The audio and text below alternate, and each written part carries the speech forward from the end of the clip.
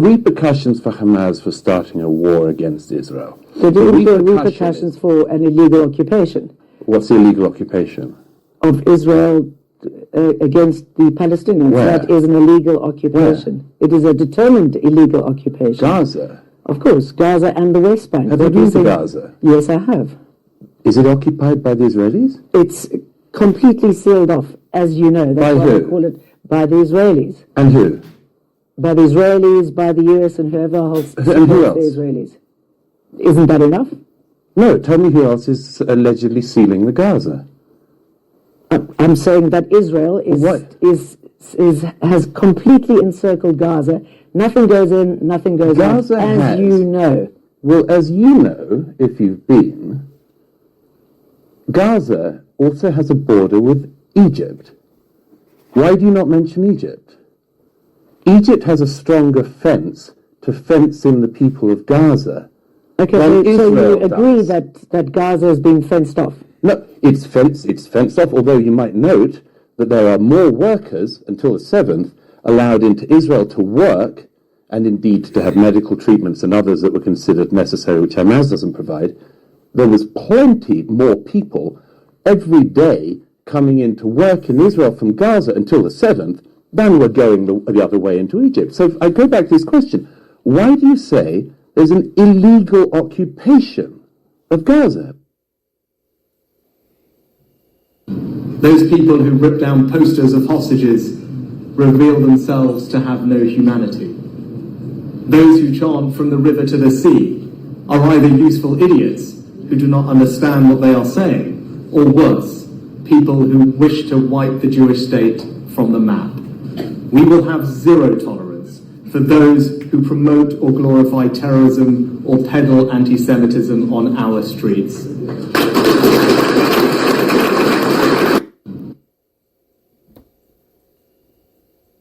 Mr. Speaker, despite the many positions of the Government of Canada, this motion is not about a ceasefire. This motion is about rewarding Hamas for their massacre. This motion is a vote to reward the murder, the rape, the kidnapping of Israelis, and this motion is deeply irresponsible for this Parliament. And it's hard to explain and express the complex feelings of shock and fear and anger felt by thousands across the country who are being subjected to this motion today. It would have been enough if they were shocked by the public displays of blatant anti-Semitism in our streets, driven entirely by the irresponsible rhetoric in this House. It would have been enough if they were fearful for what lies ahead in Canada. It would have been enough if they were only angry and betrayed by this government's duplicitous attempt to be all things to all people, like we just heard. But today, the blind sellout to the forces of evil at home and abroad is what should be a wake-up call, like no other, to every freedom-loving Canadian who has built any piece of this country and who enjoys everything that those before us had built for us. This would be a ceasefire motion if it called for Hamas to lay down its arms, to surrender, and for immediately to return every single hostage, bring them home. It is not that. In the face of some of the world's most vile anti-Semitism and in the wake of the deadliest day for the Jews since the Holocaust, this government and this Prime Minister, held captive by its NDP overlords, are giving in to terror. And this motion is only the latest example of that. Since October 7th, as Hamas launched an unprovoked and unjustified attack on innocent civilians in Israel, where hundreds of men and women, young and old, were raped, murdered, tortured, and taken hostage, more than 100 of those hostages still being held captive. This motion is not only an abandonment of the ongoing fight to bring those hostages home, it is an abandonment of our ally in Israel, and more than that, it is a blind giveaway to Hamas terrorists and those who seek to undermine democracy, freedom, the rule of law in the Middle East and in the Western world. It is an insult to everyone who lost a family member in the attack, to anyone who witnesses a nation an ally paralyzed by the forces so barbaric, so evil, that discussing this motion today flies in the face of civilization and the future of a Palestinian people free of Hamas. There is a reason, Mr. Speaker, that Canada has a long-standing policy of not negotiating with terrorists. It's because it rewards barbarism, and worse, it provides an incentive for that barbarism to continue and even escalate. I want members of this chamber to think long and hard about what many concessions in this motion mean for peace.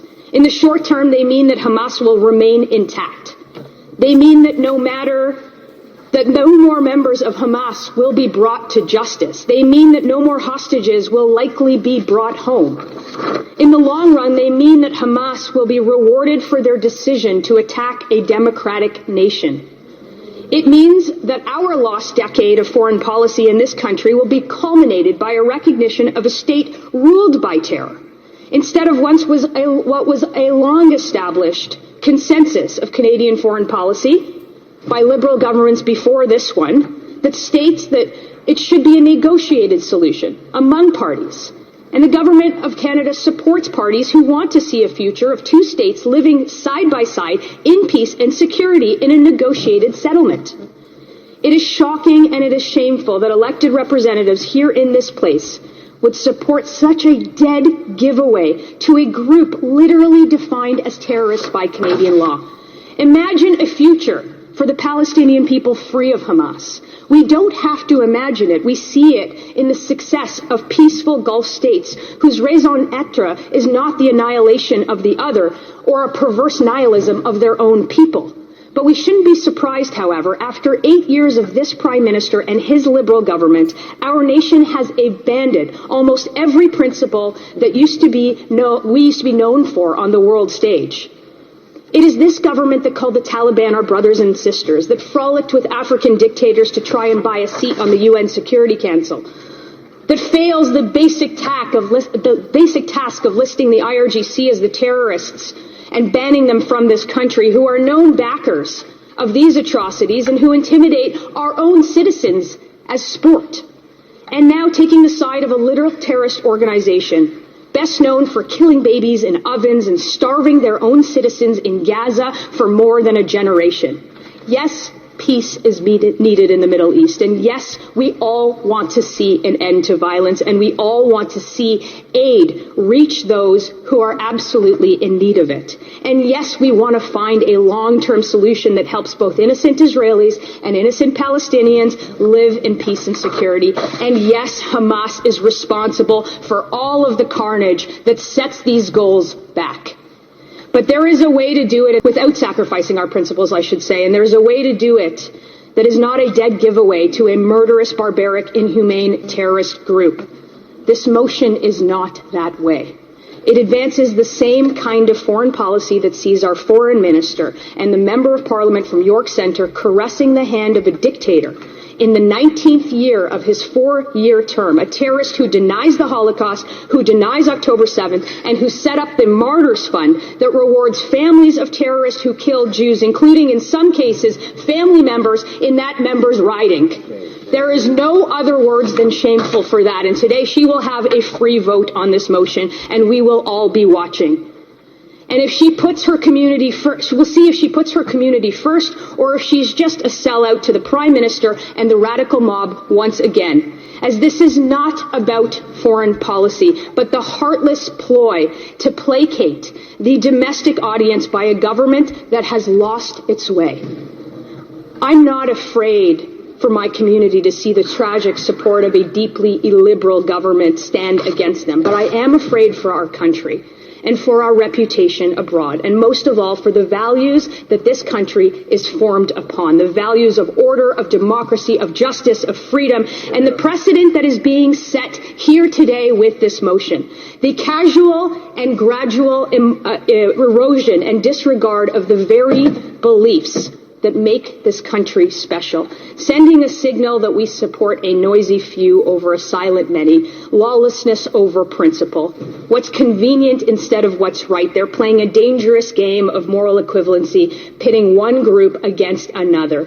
They misrepresent the truth about support for funding for organizations like UNRWA, in fact, for the organization UNRWA. They promised a month ago, this government promised a month ago that they would cut off the flow of taxpayer dollars to an agency whose members actively participated in October 7th. Rewarding rapists is what they are doing. It's yet another empty and broken pledge made in a blatantly transactional manner for domestic politics, one that never saw the funding stop. They advanced payments instead, and they upped the amount. These payments are not going to bankrupt our country, not in a fiscal sense, but in a moral sense. The price of abandoning our values, our allies, and reason. That is the true cost of these payments. That is the true cost of this Prime Minister's moral indifference. And that is the true cost of this motion. It is not too late, Mr. Speaker. We can begin by voting this down. We can begin by voting down this Hamas giveaway. We can continue by voting out this immoral, immature, liberal government. And we can finish by instilling in place a principled, common-sense, conservative government that will never support this motion. Not now and not ever. Hamas is watching this House. Our allies are watching this House. Canadians are watching this House. And to our allies and to all Canadians, you will see that there are members on this side that stand in your fight for democracy, that stand in your fight for the West, and that stand in your fight for justice. I will leave you with these words. There are going to be many politicians that make a choice today. Ours will be the right one. And I can only hope that members, all members on the other side, make the right one too. And when they don't, those who sit with them will have to account for their own choices, Mr. Speaker.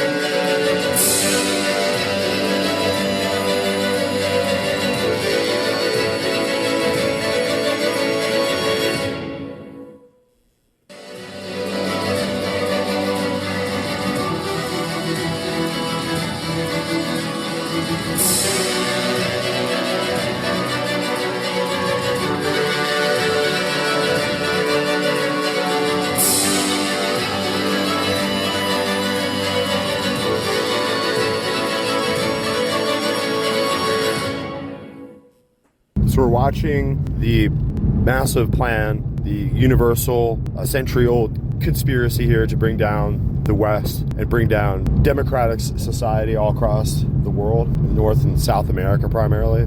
You can see that there's no free government or any democratic institutions left in Europe with the European Union. They're moving towards this technocracy, this global, regional, world government, where all the other nations in Europe have been subsumed into this larger, regional, supranational government body.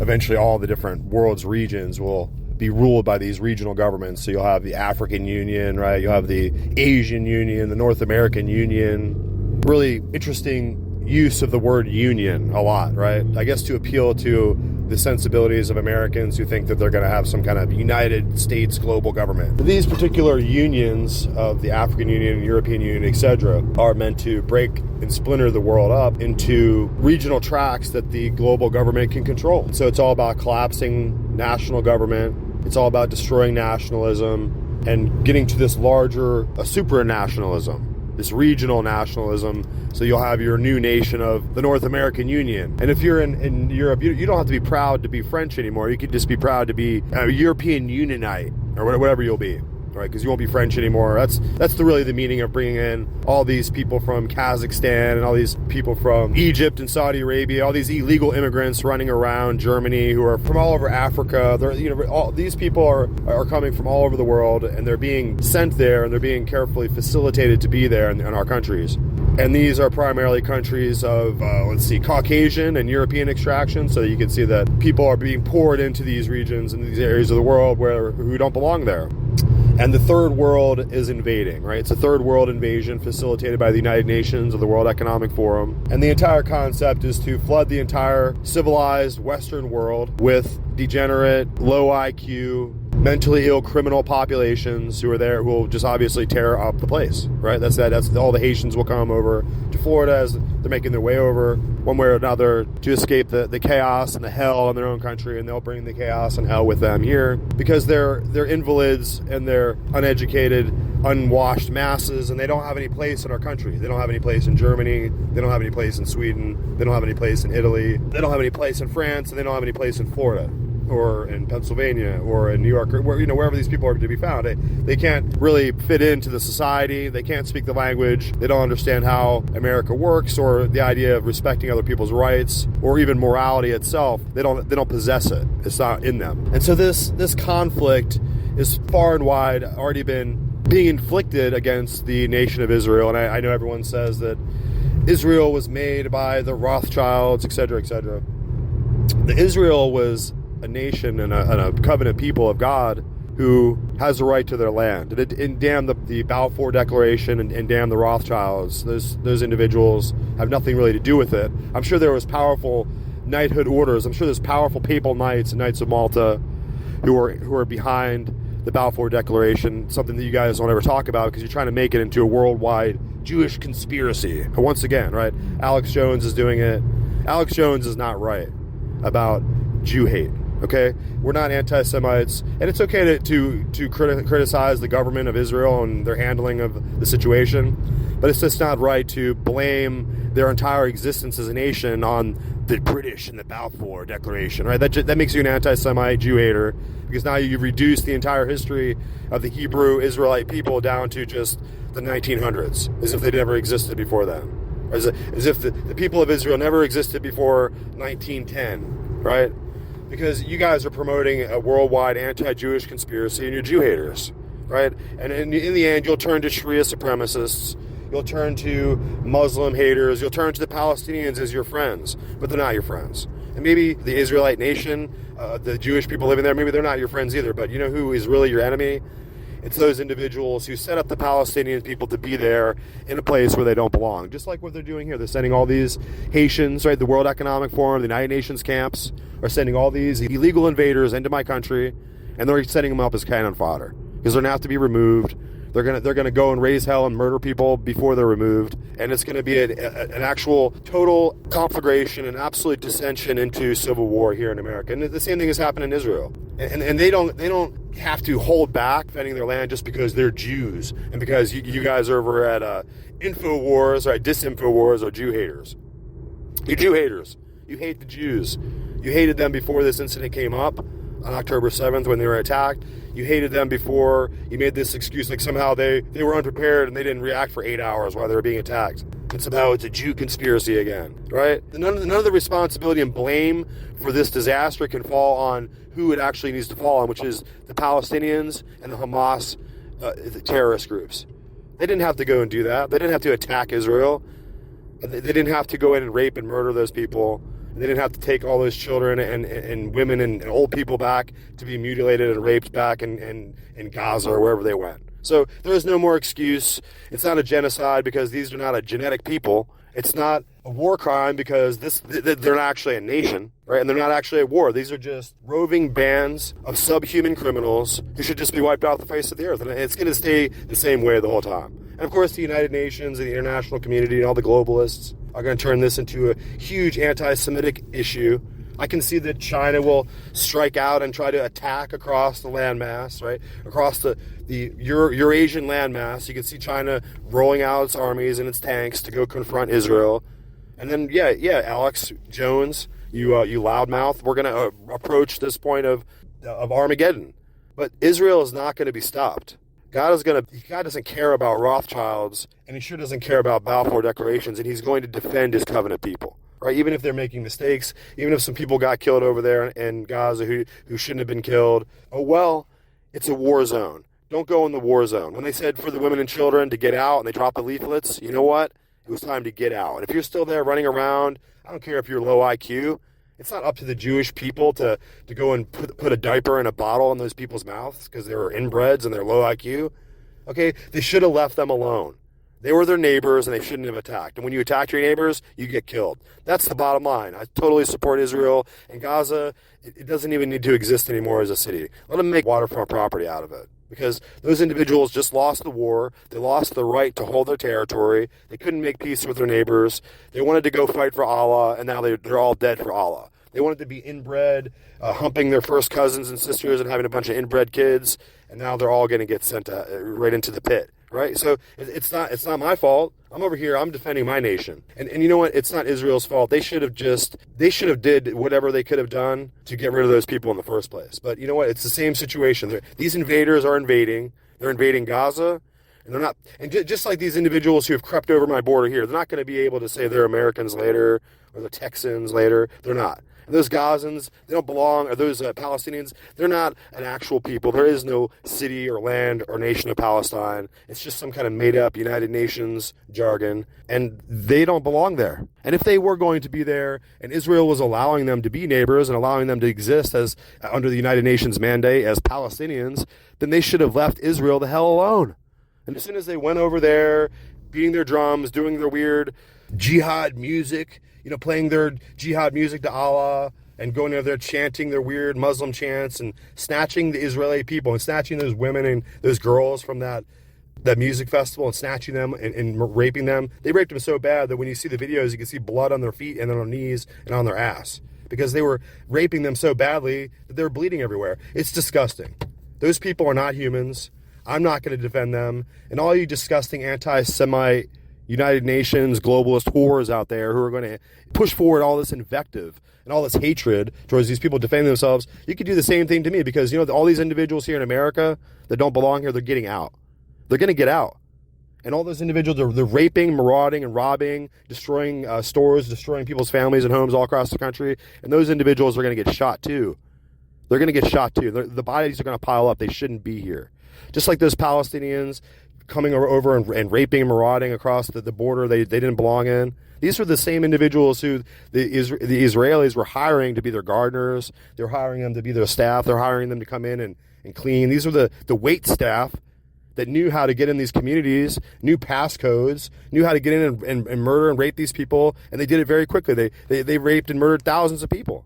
So you know what? They lost their right to exist. And it makes me sick, Alex, that you're so double-minded when you're up there preaching about how you're saved and praise Jesus and you're into the Lord, and now these people need to be defended. The people of God need to be defended. And you don't know that much about the Bible, do you, buddy? The God of the Bible has promised that land to the Jewish people. It belongs to them. It's never going to be taken away again. You're not going to, I don't know about red heifers and third temples and all that stuff. That's some absurdity. That's some end times, apocalyptic, battle of Armageddon stuff. And these people are going to have to rectify, these people of Israel, these Jewish people have got to rectify their relationship with God. If that's what Alex Jones doesn't understand about the Bible. Yeshua HaMashiach, Jesus Christ, is coming back to Zion. When he comes back to Earth, he's not coming back to America. He's not coming back to China. He doesn't care about Germany or Canada. He's going straight to Israel. That's where he's going to. That's where the place where the soles of his feet are going to rest. That's what it says in prophecy. And I know all you people out there, you're not Bible believers. You're just involved in the current political schemes, the current geopolitical machinations and conspiracies of the time. You're just involved in it, like Alex Jones. He's just involved in it, just talking blah, blah, blah, blah, blah, blah, blah, but running his mouth off. But he doesn't really understand the situation. The situation is that land is the covenant property of the Jewish people, and it belongs to them. And they arrived back at it just like the Bible said that they would arrive back at their land, and they would be back in their land at this time in history and in the future. And this is where we're at. And they're going to defend that land, and they're going to keep it. And of course, the United Nations and the world, the United Nations has been issuing resolutions against Israel since it was, came into existence. The United Nations exists to try to create war against Israel. And that's what they're doing here. The Palestinian people don't have any right to be in that land any more than you or I. We don't get to just move over there and then come up, walk up into the territory and just say, this is mine. All right. They don't have any special right to the land. They don't have any historical relationship to the land. And they obviously don't have the ability to defend themselves. They went and attacked a much, much stronger power, and they just got their ass annihilated. And we're supposed to all feel bad? I don't feel bad. You guys can feel bad all you want because you guys are a bunch of bleeding heart, liberal, pussy cowards. All right, but in the end, I understand that that's God's people, that's God's land, and that's God's land that he gave to his people, and you and I are not even in the equation to even talk about it. And if those Muslims want to go up there and challenge Israel, or if China wants to go over there and challenge Israel for the land, that's the end of history. That's the final end. That's the beginning opening of the revelation in the book of the Bible. Man, so go ahead and read it again, since you guys apparently cannot read English. With the Protestant Reformation, just for your information, the Protestant Reformation translated the Bible and the book of Revelation into English. That's why we have it. That's why we have America. And that's why we have this whole discussion happening right now. So I don't care about Balfour Declarations and Rothschild conspiracy, Rothschild bankers. God wanted his people to have their land back, and they have it back. All those other individuals are just going to die and go into the dirt, and no one's going to ever hear from them again. They don't really play that significant of a part in the equation. But you guys have to have an anti-Jewish conspiracy, an InfoWars, right? That like weird intelligence community cutout, right? That's what it looks like to me, right? It never looked more like a bunch of FBI officers in there and InfoWars than it does now when they're defending Palestinians and Gazans. And no one could really define what Palestinians and Gazans are or how they got there. It's really just a whole process of the United Nations and the global community, the globalists, interfering in the politics in the region in the first place. So you can't go back and try to say that Israel is not a real country. Israel doesn't have a right to its land. Well, then how does Iran exist? Right? How does Iraq exist? I mean, these are all countries that were made after World War I, after the British decide to carve up the Ottoman Empire. And lo and behold, the Jewish people end up getting their own land back. And somehow, you're going to defend the Palestinians. The Palestinians and the Gazans, or whatever they're called in the area, they should have left when they got the leaflets. There were some people in there who could read. Everyone heard the news, and these individuals wanted to stay and fight for Allah. That's the problem. It's a mind disease. It's a emotional imbalance. It's a mental illness that these individuals have, where they're relying on their pseudo-religion and their false God to save them, and it's not going to happen. So damn you, Alex Jones, you idiot, for even involving yourself in this. And we're going to see what the consequences of that are. It's not because of the Jewish lobby, because they control the world. It's because you're going against the Lord. Now you're becoming an enemy of God, fool. So this is the very first intonations and the very first signs of this large-scale anti-Jewish movement that we've been predicting. We had to have a new right movement, right? Really sweep away the old kind of defunct and corrupt uniparty Republican politicians and bring in this new populism, this new sweep of Americanism, which, hey, I kind of I feel good about. I feel good about this new restoration of American principles and constitutional ideas, a restoration of our founding documents and ideals in this country. But I don't think that's what the goal of establishing this new right political paradigm was all about. And you can see that this is the result of the work of, this is the large-scale political organization and outgrowth of the Council for National Policy. That's the CNP. And they are, all these other conspiracy retards out here have heard of the CFR, which is the Council for Foreign Relations. And you can imagine that as the council for the globalists and communists who are interested in foreign relations, right? But the Council for National Policy isn't interested in foreign relations. It is not a internationalist, globalist think tank. The Council for National Policy is a council for the policy of nationalism in this country, for American nationalism. The CNP is behind the idea of make America first, make America great again, which are great ideas. I love nationalism. But also I'm not interested in bringing about a large-scale dialectical warfare and clash of civilizations that these individuals are trying to bring about. So I'm not interested in just having a new America so that America can be strong and prosperous and wonderful, like they tell you. They're interested in bringing about a total nationalistic fervor and a catharsis and getting us on a war footing where America's future existence is in peril. Okay, so I don't trust the Council for National Policy any more than I trust the Council for Foreign Relations. Right? And the Council for Foreign Relations is open. We can actually see who's on their books.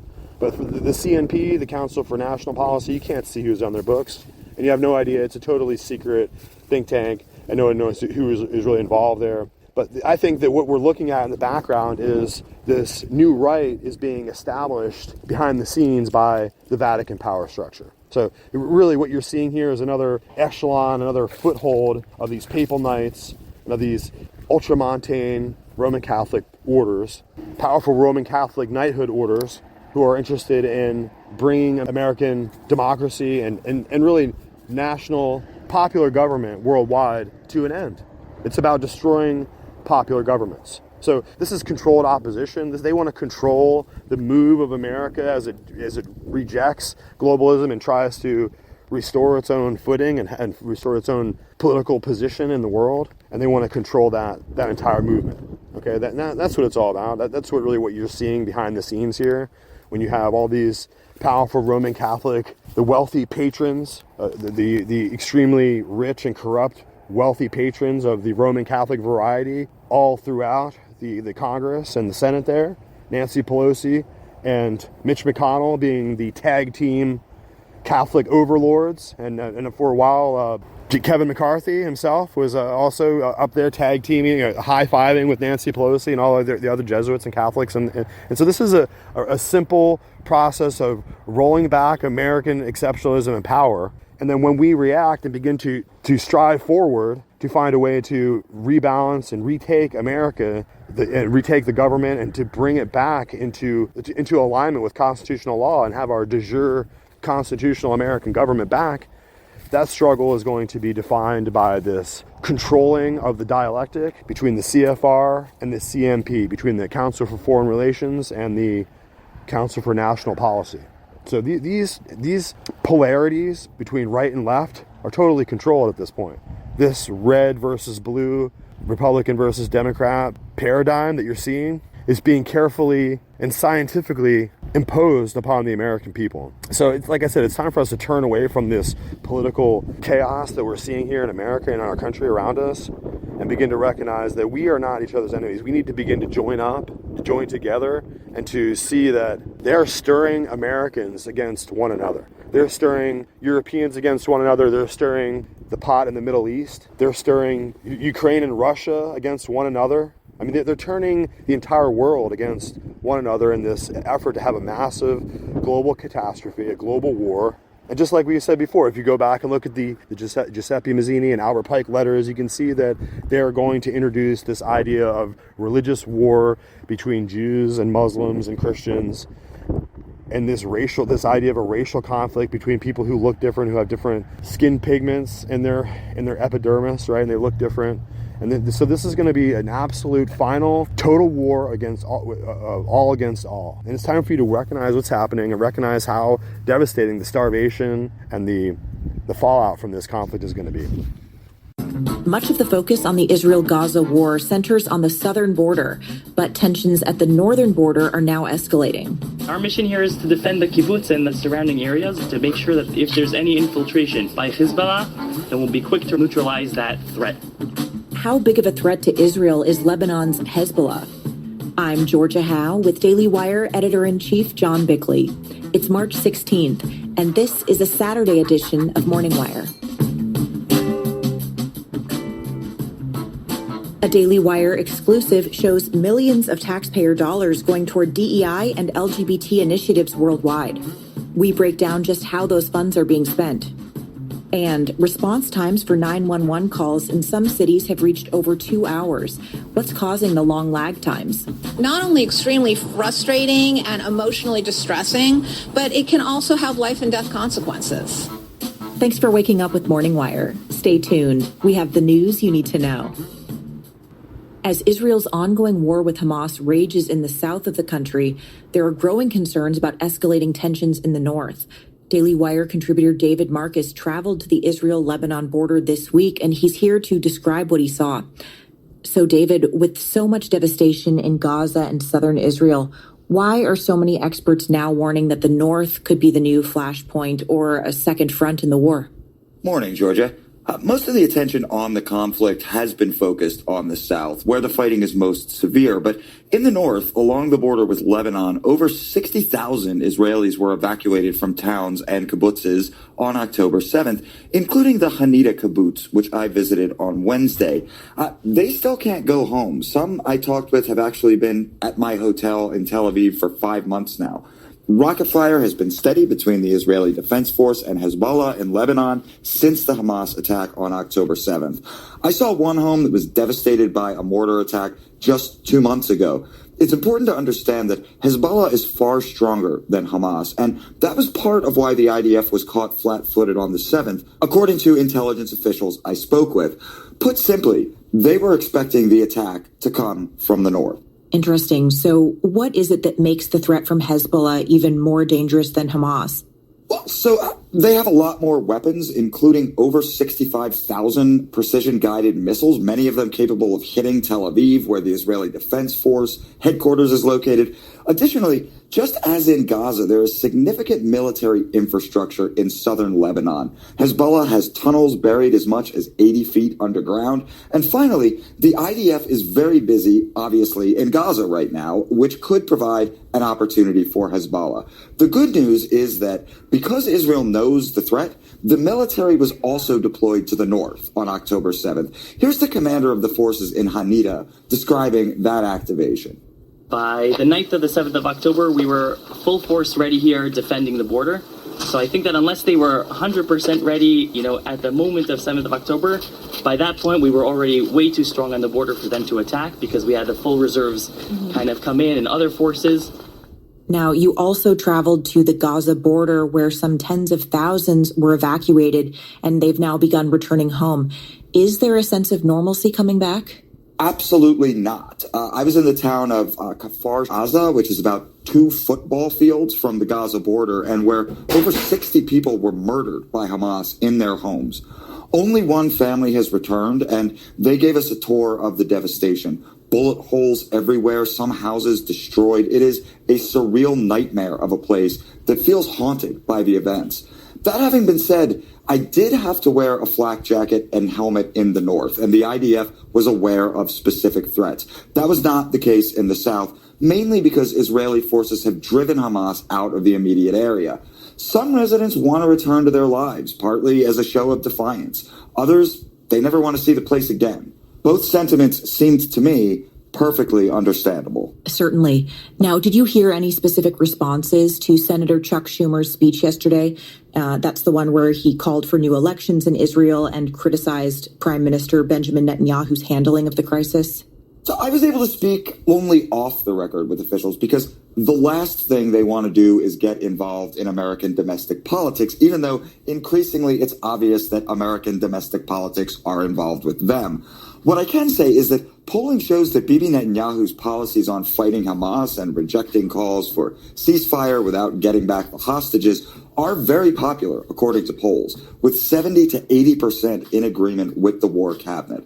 And I also spoke to some everyday Israelis, and even those who don't like Netanyahu or didn't vote for him told me they don't want elections in the middle of this major crisis. And once again, their issues with Netanyahu predate October 7th and are not directly tied to his response to it. All right. Well, David, thank you so much for your field reporting and for coming on with us today. Thanks for having me.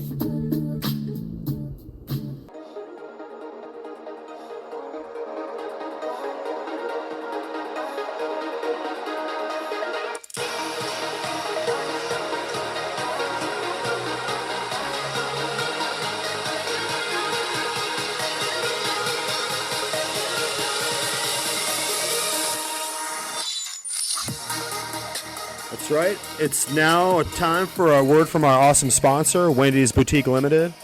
Wendy'sLimited.com. And Wendy'sLimited.com is offering the hottest new designer trends and brand name couture fashion styles. So you have to hear about Wendy's Boutique. Wendy'sLimited.com. Wendy'sLimited.com now has designer women's apparel and fine jewelry, sexy boutique fashions, very best prices online. And you know that at Wendy'sLimited.com, they know what a woman is, what a woman really is, right? So if you're a beautiful woman, or if you know a beautiful woman, and if you don't, stop listening to this show, okay? Right now, just stop. But if you happen to know a beautiful woman, and you are a beautiful woman, you have to know about Wendy'sLimited.com. So these are the sexiest boutique fashions anywhere, very best prices online, beautiful luxury products, guaranteed authentic, guaranteed, no Chinese knockoffs ever. So this is the real deal. This is the real, the legit, best prices, hottest couture gear, fragrances, We had Tom Ford shades. Great deal on the Tom Ford shades. Everybody loves Tom Ford shades. So you can expect to find Gucci apparel, Hermes shoes, Prada jewelry, all at wendyslimited.com. And you got to remember, wendyslimited.com is really now famous for canceling Balenciaga when it mattered, right?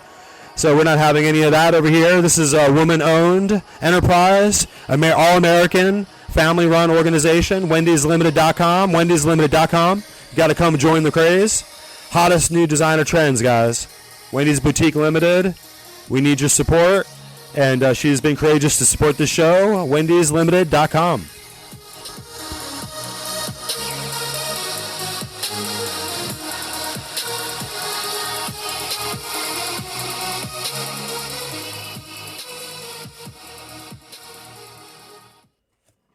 So it's this worldwide geopolitical move to castigate Jewish people, Israelite people, Israeli people, Yehudi, right? However you want to understand it. And of course, this is a constant conflict and a constant dialectical struggle. Even the process by which you individual anti-Semite haters and Jew haters out there understand the controversial origins of this current state of Israel and its relationship with America and England and the British. And you fail to understand the underlying theme behind the warfare and the conflict of World War I and World War II. Because these were not just random, naturally occurring, organic conflicts that grew out of the difficulty of nations to be able to get along with one another. Now, these were specifically and carefully crafted and implemented wars of annihilation that were meant to bring into conflict one another all the enemies of the Holy Alliance powers, of the Congress of Vienna powers, and the powers of monarchialism and absolute Vatican authority, right? It's all about absolute Vatican authority. It's all about who has the divine Vatican right to rule as king, right? And if you're a Protestant ruler, then your land should be a Protestant land, right? But that's not how the Jesuits do not accept that. Jesuits and the Vatican power elite do not accept the stalemate of the Westphalian Treaty of Westphalia, which said that whoever the monarch or the ruling regent in the area, whatever his religion is, that's what the prevailing religion of the land would be. So it's all about a war of knocking out your leaders, knocking out your presidents or your principal executives or your kings or whatever it will be, and putting in place rulers who will rule on behalf of the Roman Catholic hierarchy. That's what it's all about, guys. It's all about Vatican imperial power, Vatican geopolitics, Vatican one world order, all right? It's not some other Jewish one world order. It's not some City of London one world order.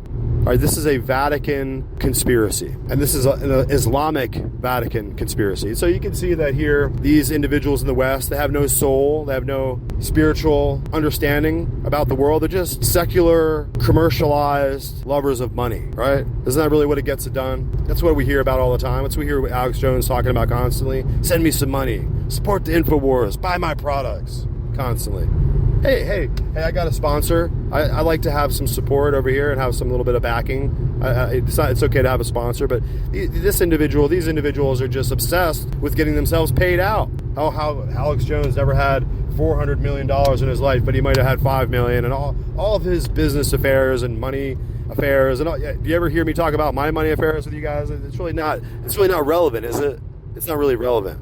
It doesn't really have anything to do with the point. Because we're not over here like starving for cash. We're not greedy, money-hungry pigs over here. All we are is just trying to get at the truth, even if it costs us money. Because over here, getting at the truth costs us money. Okay, we're not making any money off this. All right, so I hope Alex Jones does really well. I hope he makes another $1 million this year or whatever. But we're not bought and sold by popular opinion over here. All right, we don't have certain anti-Semitic groups that will stop buying our vitamin supplements if we don't say the right thing or whatever that is. But we're going to stay and hold the line. We're not going to switch sides. We're not turncoats. We're not going to flip our coat and turn into another coat. Stay with our team, and we're with Team Israel. Okay, it's not because they're perfect or they always do everything right, or they can't have any criticism. Of course, we criticize them when it's required. We criticize them. It's normal to criticize governments when they make mistakes. But the point is, this particular people are the people of God. And, I'm tired of InfoWars and Greg Reese and all these individuals coming out and talking about fake Khazarian Jews, right? It's all about the Jews are fake Jews. They're the synagogue of Satan. they're really not real Jews, they're Khazarians and Ashkenazics and blah, blah, blah, blah. Everyone's all up into Jewish business like it's really our thing to think about. The only thing that you're exposing here, guys, is that you guys are anti-Semitic, anti-Jew haters, and when it comes down to the conflict and to the crucible, you're not going to back the people of God. The actual family members of Jesus Christ, his actual cousins and nephews, his family lineage, you're not going to back them. You don't believe in the book of God. You don't believe in the truth of the gospel. You don't believe it. You guys are Roman Catholic Santa Claus worshipers, and you're anti-Semitic Jew haters. And in the end, you're going to back Hamas. Oh, supposedly the Jews made Hamas back in 1977. Okay? Well, maybe the Jews made Hamas back in 1977. I mean, I don't have a time machine. Okay, I can't like physically like beam myself into the room when that happened, like you guys apparently can. But despite that, whether it's true or not, it doesn't matter, because recently on October 7th last year, they went over there and attacked them and raped them and killed them and brutalized them and burned babies alive and microwaved kids. I got the footage too.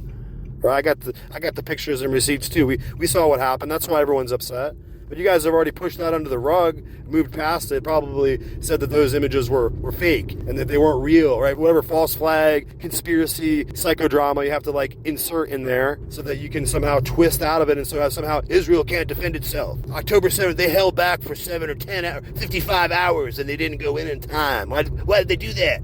No, that's not why they hold back too long. Why did the Palestinians, the Gazans, and the Hamas members go over there and attack them in the first place? Why? That's why. All right, so I'm going to defend Israel continuously. I'm not afraid of the gospel of Jesus Christ. I'm not ashamed of the gospel of Jesus Christ. I'm not ashamed to back Israel now. And if some people get hurt that shouldn't get hurt, I feel bad about that. I feel bad about all the people getting hurt over there. But you know what? This is a conflict and it's a war. I'm not going to step between two pit bulls fighting. And the Gazans and the Palestinians, I think they thought that they were going to have a triumphant jihad and Allah was going to give them victory over the perfidious Jews, right? A lot of these low IQ degenerates thought that they were going to have victory over the Jews from Allah or whatever. They still think that the Jews were born from pigs or from, whatever. They're enslaved by all these superstitions and all this mystical, magical thinking, right? That's what religion does to you. They have a sick and false religion, and no one will confront that because you guys are cowards. You're willing to attack the Christians and attack the Jews, but you won't go and hold those who are accountable who should be held accountable, which are the Muslims. These Muslims have a false religion, and they can be angry, and they can target you and try to behead you for Allah, or they can scare you to death, but we're not scared over here. We're going to call a spade, and we're going to call a truth, and we're not going to sit here and attack the people of God and attack the Israeli people who are going to go to war with these people now and have to fight them. Right? This is the same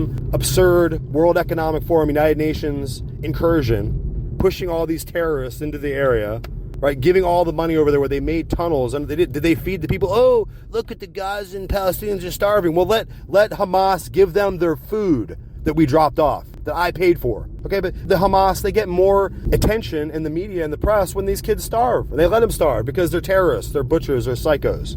Okay, they don't care about kids, and really neither do you. You don't really care about kids either. You're just making that as part of your excuse because you're an anti-Semite Jew hater. And now it's going to be a heyday for you because you can come out and wave your flags and show your Jew hate, right? You can get your little KKK, little cone, your white cone outfit out, right? You can dance around. You can show us all how much a Jew hater you are. But in the end, this whole situation is going to be rectified, and it's going to be shown out who the real genocidal maniacs really are. Okay, the real genocidal maniacs, the real haters, the real implementers of World War III here, who are pushing us all into a corner, who are going to push us all into the same fight for existence, and the war of annihilation, the existential battle is coming to you too. It's not just coming to Israel with these phony Palestinian United Nations front group bullshit. The United Nations are bringing warriors over here to fight you here in your country, or in your town, in your county, in your state. Okay, they brought a false people over here to take your house and to rifle and microwave your baby. All right, so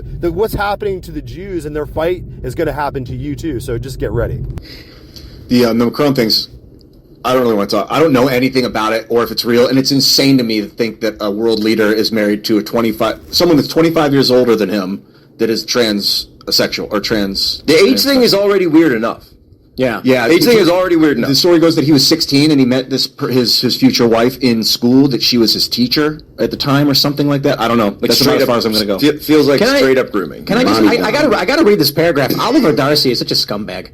He wrote, but since the October 7th Hamas terror attack on Israel, Owens has repeatedly waded into anti-Semitic waters. Now, hold on. What could she have possibly said that was so anti-Semitic? Right. As she fiercely criticized Israel. What? That's a country. Suggesting the Jewish government was committing genocide in Gaza and claiming there's a sinister small ring of Jewish people in Hollywood and D.C. involved in something quite sinister. If you want to separate those two statements, I'd accept that. People are allowed to criticize Israel over their military actions. You know who else criticizes Israel and accuses Israel of genocide? Other Jewish people all the time. Like go look on Twitter. Go spend 5 seconds on TikTok. You'll find some. I just love that it's like Candace Owens has criticized Israel's military operations. She is wading into anti-Semitism. It's like, dude, just spare me with that stuff. Come on, man. Yeah, that's like some straight up Iraq war kind of. Right, I know. I mean, look. Also, you have to remember, like, the Israel-Gaza thing is like Schrodinger's bigot. Like, if you support Gaza, then you're anti-Semitic. If you support Israel, then it's because you hate the Muslims. Either way, you're damned if you do. You're damned if you don't. So they can't just write, "We don't have comment from them on why the separation," and just end it with a single paragraph, because Oliver Darcy is a scumbag grifter. So let me just explain. He puts Ben Shapiro's name in the title because it gets clicks. Because they know that when people do a keyword search, this article will pop up. Instead of just putting The Daily Wire, which is a corporation for which Ben Shapiro's involved, he could have wrote Jeremy Boring's The Daily Wire. He's the co-CEO. Now, they have to milk as much out of it as possible. I don't know if you guys saw that tweet from Alex Jones. He said that Israel is committing a robotic genocide. Yes, it was a video of drones bombing these like civilians walking, what looks like 4 just dudes. We gotta be careful on that one. Yeah, no one knows what it is. We don't know what it is. It's 4 men, like younger looking men walking, and then you see it from the drone's perspective. It's apparently leaked footage from a drone. Israeli drones. What's that? Is what? First person view drones. Yeah, I don't think it's not. I don't believe the video footage is coming from a drone that actually like a Reaper drone or anything. I think it's coming from observation or something. Yeah, small quad rotor. Well, they're walking along and then pop, explosion. There's nothing. They're just dissipated. They're like disintegrated, and then you see that. But then you still see like one guy walking. I don't know if they're picking off stragglers. If they hit the group of them. They hit the group and one guy survives, starts walking forward at a brisk pace, and then you can actually see the missiles come down in the video. Whenever Alex Jones, it broke him. That was his moment where he was like, they've gone too far. And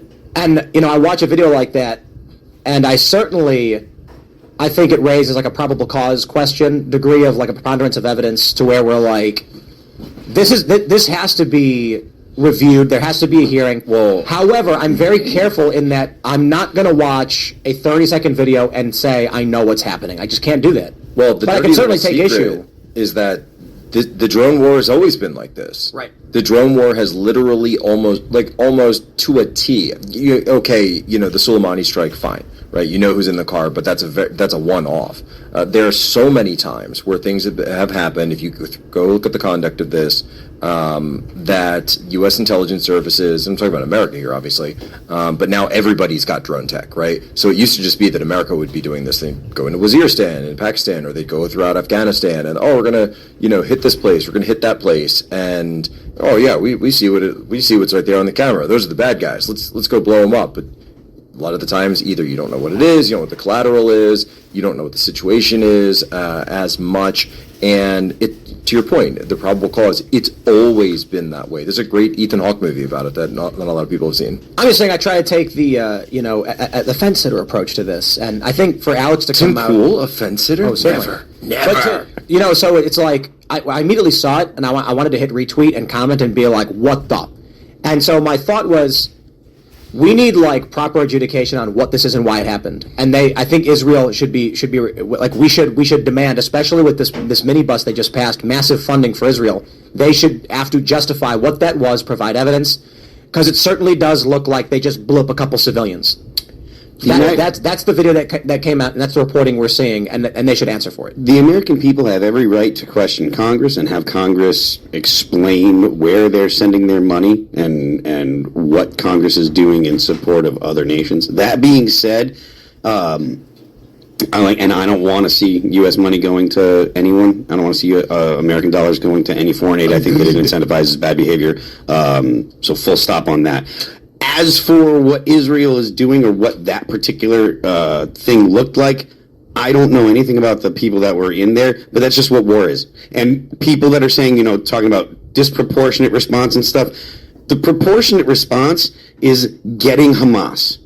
Like, that's the proportion. Getting the people that carried out the attack. You can dislike that and say that you don't want that. Cool. And that's a completely legitimate position to have. But people that say it's disproportionate because they've killed too many people, that's not going. That's not how military actions work. And I'm of the mind of Scott Adams when it comes to this. Israel's going to do what Israel's going to do. Doesn't matter what I say. Doesn't matter what any of us say. And to be honest with you, the people that live in Gaza and in Israel are the only people that actually it really matters to directly. There is no such thing as a proportional response. That is a made-up term. Yeah, that's what I'm saying. I'm like people that talk about proportional response. A proportional response is make-believe. What you do is you set a military goal, and then you continue to conduct military actions until you have achieved your military goal. The military goal that Israelis have set is the destruction of Hamas. It doesn't matter if you like it, and I'm not saying you have to like it. I'm talking about the reality on the ground there. I just want to say, I think for all the people in the United States and those who would watch this show or not, we're all in agreement. We shouldn't be sending money over there. And if your justification is you think it's a genocide or whatever, I honestly don't care. Because if the only thing we agree on is the U.S. shouldn't be spending money on these foreign wars and funding anything, then we need not argue the morality of anything going on. That's a waste of all of our time when you and I can say, oh, wait. Before we argue, how about we just say Congress shouldn't send money to them or any other country? You agree. Okay, we're good. Let's just, we got to argue morality somewhere else. There are also tons of conflicts going on in the world at any given time. Yeah. There are conflicts going on in Southeast Asia. There are conflicts going on in Africa. Azerbaijan and Armenia had, Azerbaijan ethnically cleansed like 100,000 Armenians last year from this one area of Artsakh, and nobody even talked about it. And so I do think with a lot of this, you also have to wonder that is there a financial incentive when the U.S. government is sending that money abroad? Because, and we know this from Ukraine, right? How much of that money makes it back to those American congressmen in many cases, or the companies and military financial instruments in which fund those congressmen. And so you have to point out that this is exactly why there are certain conflicts that get so much attention inside the U.S. and others that just aren't even talked about. Let's jump to this story, which involves, I believe, it was a massive funding bill that it was $1.2 trillion spending bill, of which $4 billion that went to Israel. I'm not entirely sure. I want to make sure we fact check this one, but this is fascinating because more Democrats voted for it than Republicans, and it has led to Marjorie Taylor Greene filing a motion to oust Speaker Mike Johnson over the deal. A $1.2 trillion spending bill they call the minibus was released overnight in the wee hours of the morning that nobody gets to read, and Mike Johnson said, no, it's fine. It's fine. Democrats were like, we like what you're doing, Mike Johnson. And so Matt Gaetz is now saying this may be the end of Republicans having control in Congress. It may become a Democrat Speaker of the House after Marjorie Taylor Greene files to oust Mike Johnson. I just love the complete and utter disarray and ineptitude of the Republican Party. I don't blame Marjorie Taylor Greene at all. Actually, I am fine with her filing to vacate Mike Johnson, and I agree with Matt Gaetz, but I just don't see, if we're not, it's better that a Democrat actually is running the show than someone pretending to be a Republican. At least we can then be the opposition party, right?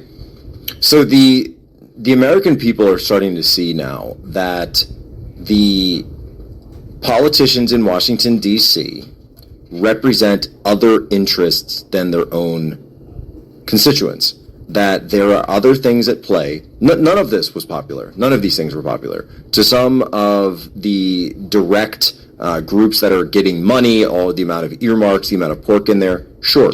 The locals will say, oh yeah, my guy got this done, my guy got that done.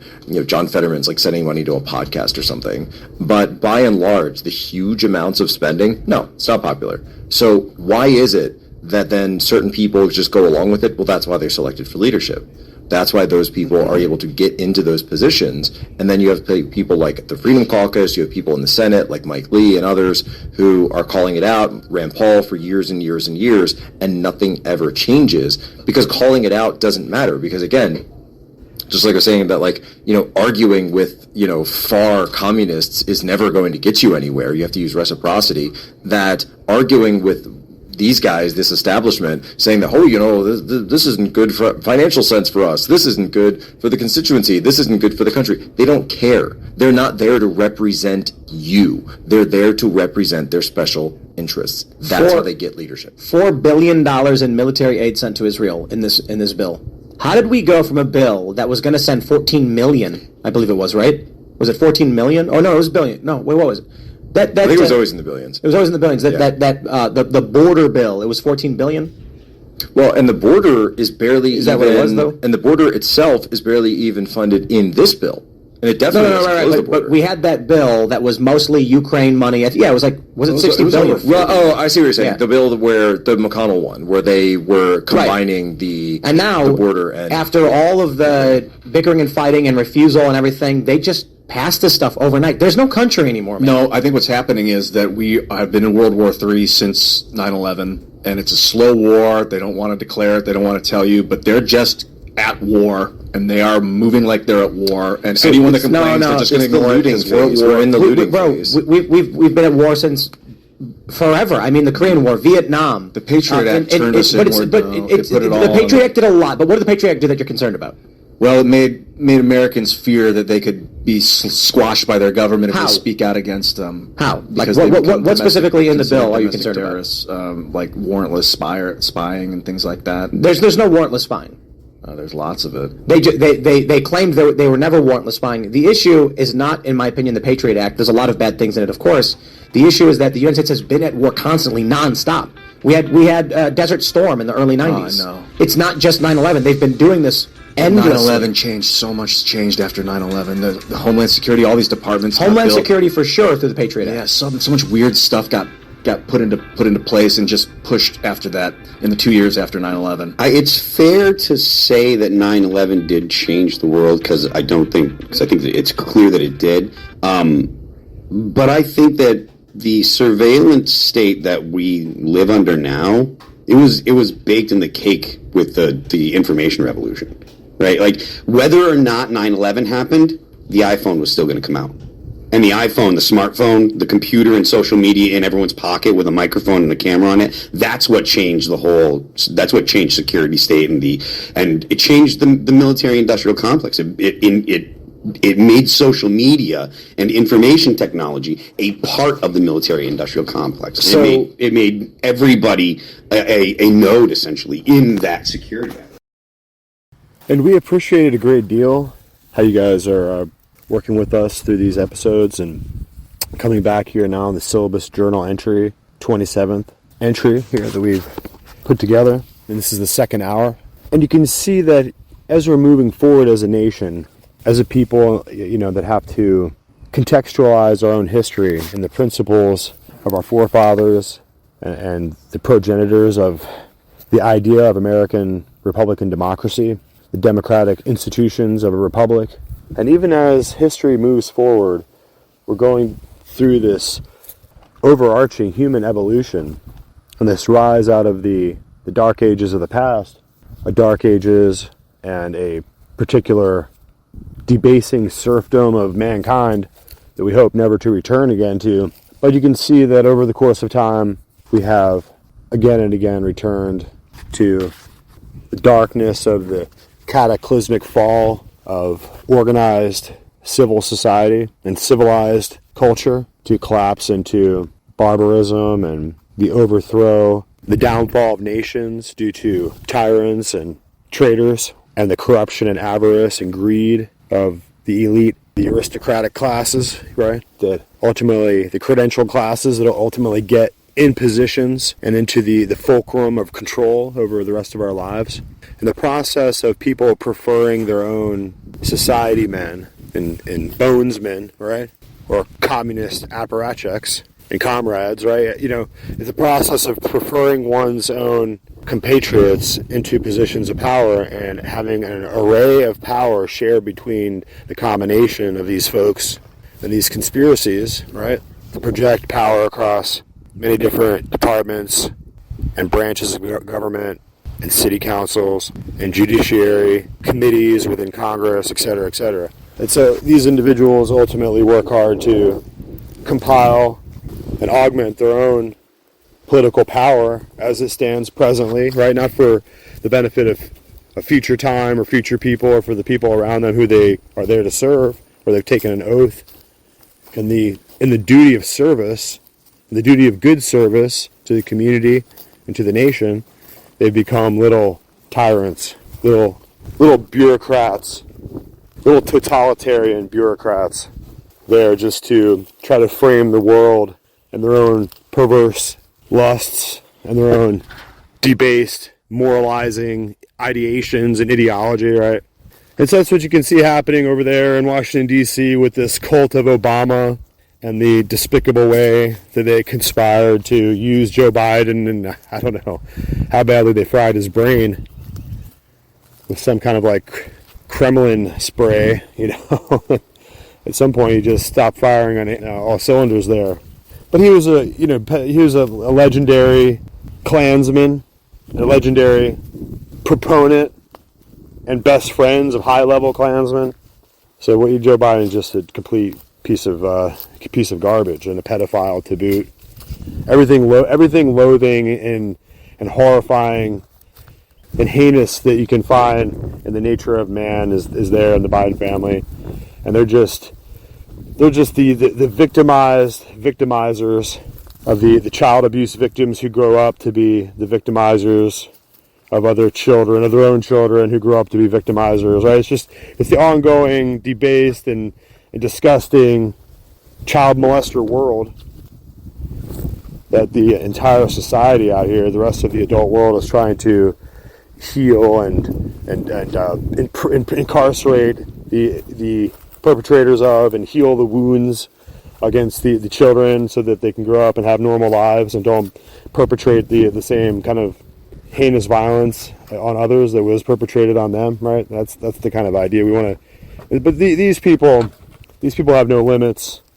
There's no limits to their disgusting crack abuse, the drug addictions, or whatever they get into. There's no limits. Other people, average people around the world, they have to face the consequences for their actions. They have to face the limitations of a regular budget, of a regular human. But these individuals, especially people like this, who are they're not even capable of creating businesses with wealth, even with ill-gotten wealth, right? You think that they would get some ill-gotten gains and maybe start some businesses and begin to produce honest wealth that they could try to claim as legitimate or something, right? But these idiots, right, these trailer trash sub-elites, the do-boy front men of the CIA cutout Obama figure, is really the issue and the central focus of our entire criticism here and our indictment as a people.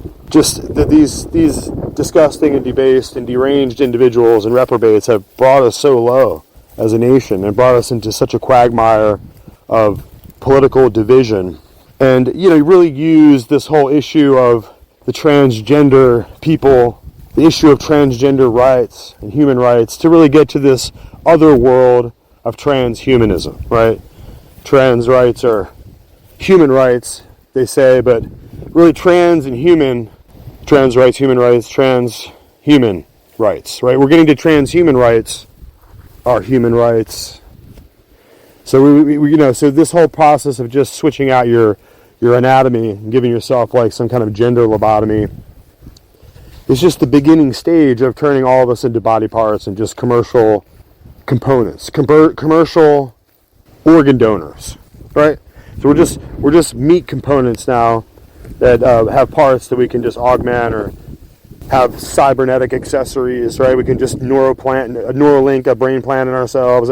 That's what they're moving towards, the ultimate dehumanization and the subjugation and the dematerialization of the human soul.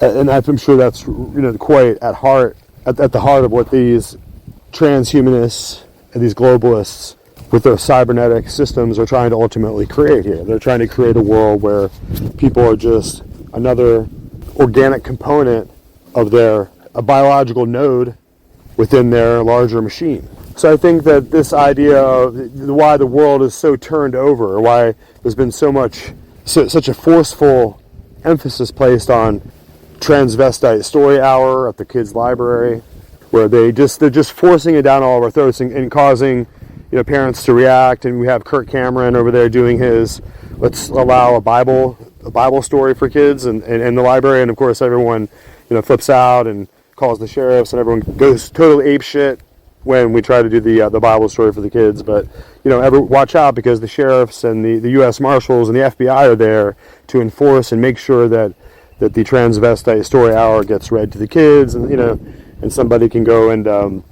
really screw up the kids' social and psychosexual development, right? Isn't that the goal there? That's what they're doing. They're trying to do it en masse. They're trying to do it across TV, across Oprah, everywhere you look. They're trying to spread this idea and this normalization of pedophilia, the normalization of the transhuman breakup of the normal nuclear family and the normal American heteronormative family unit that has been such a powerhouse, such an incredible, unbreakable unit of strength throughout American history because of our Judeo-Christian principles, and the scriptural and biblical backing and background by which Americans have proceeded happily into a blessed life, a life replete with total satisfaction and a complete spiritual self-realization within this framework of living as a historical, a principled, constitutional American, right?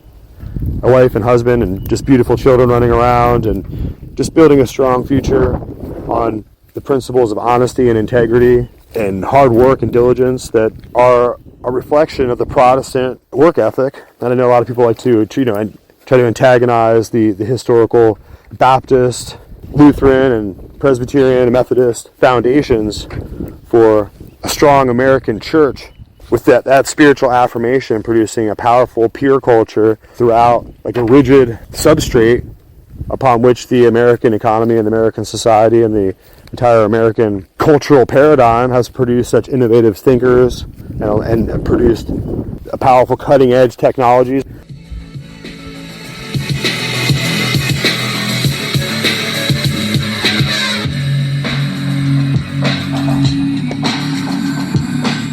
So here we are, guys. We're back with Wendy's Boutique, wendyslimited.com, and the hottest boutique couture online, boutique supremacy online, Wendy's Boutique. So we've got to remind you guys, wendyslimited.com, our great sponsor.